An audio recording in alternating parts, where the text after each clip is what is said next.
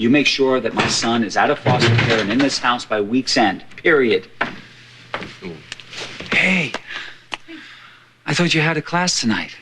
Yeah, the prof was a no-show. So what, are you starting a daycare center? Your baby brother's coming home. What? That's right. Everybody thought I was crazy to believe Amanda would fake the death of our son. How many times did we all think that she was too distraught for this to be an act? What are you talking about? Well, it turns out that we were both grieving the loss of our son. Except she knew that he was still alive, out there waiting with some stranger somewhere. I held a memorial service. I buried those ashes next to Babe. Those cold bastards led me to believe that my son was dead. I mourned my son for months while he was alive and well.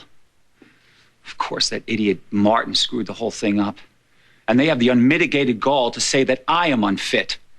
And what kind of sick person leaves a defenseless baby in an alley anyway? They hated me so much, they were willing to endanger the life of a helpless infant. I mean, who knows what pervert could have walked off with them? Amanda can kiss that baby goodbye now. There's not a court in the country that would grant her custody.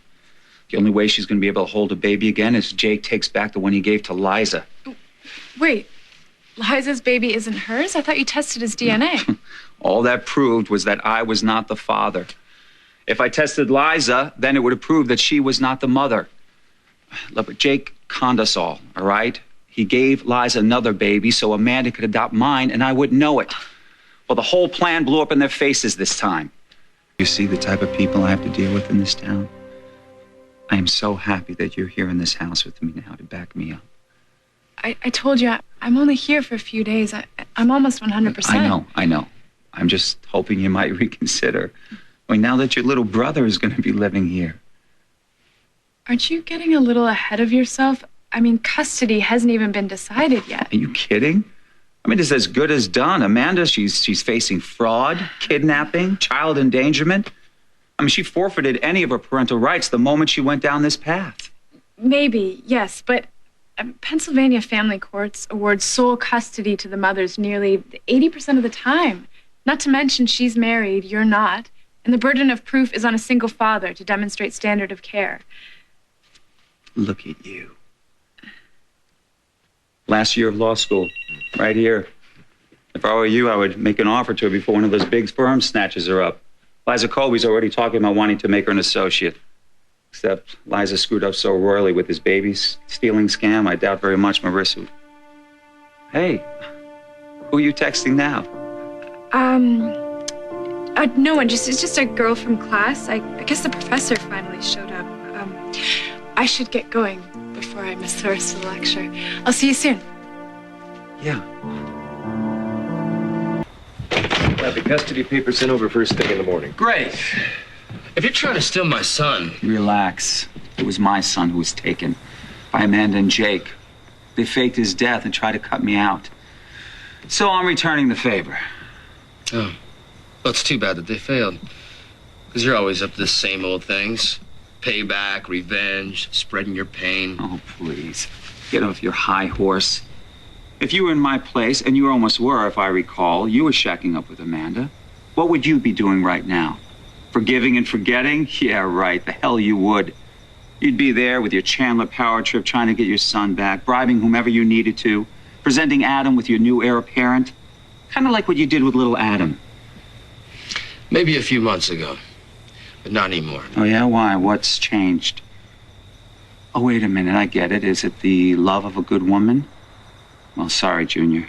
She's not home. You want to be a better person, Junior? I just don't think you have it in you. You're suffocating under Adam's shadow. You're drowning in scotch. So I think my daughter deserves a hell of a lot better. Leave Marissa out of this. Me? I'm not the one dragging her in. You're the one trying to ruin her life, just like you did with Babes. I already told you, Junior. I'm not going to lose another child to you. Well, I guess that's why you extorted her into moving in here, because you're so desperate to be a father and play the big daddy. Do it with the child that you're stealing. Marissa doesn't need you. I wouldn't be here if I didn't. And not just for a few days. I'd like to stay.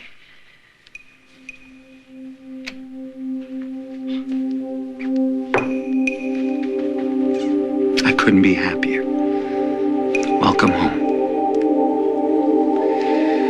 Well, I have to make a house call, and I think it's obvious you two have some things to discuss.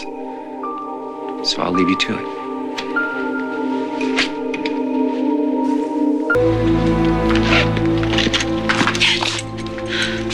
What do you want? Only what's best for our son, as I'm sure you do too.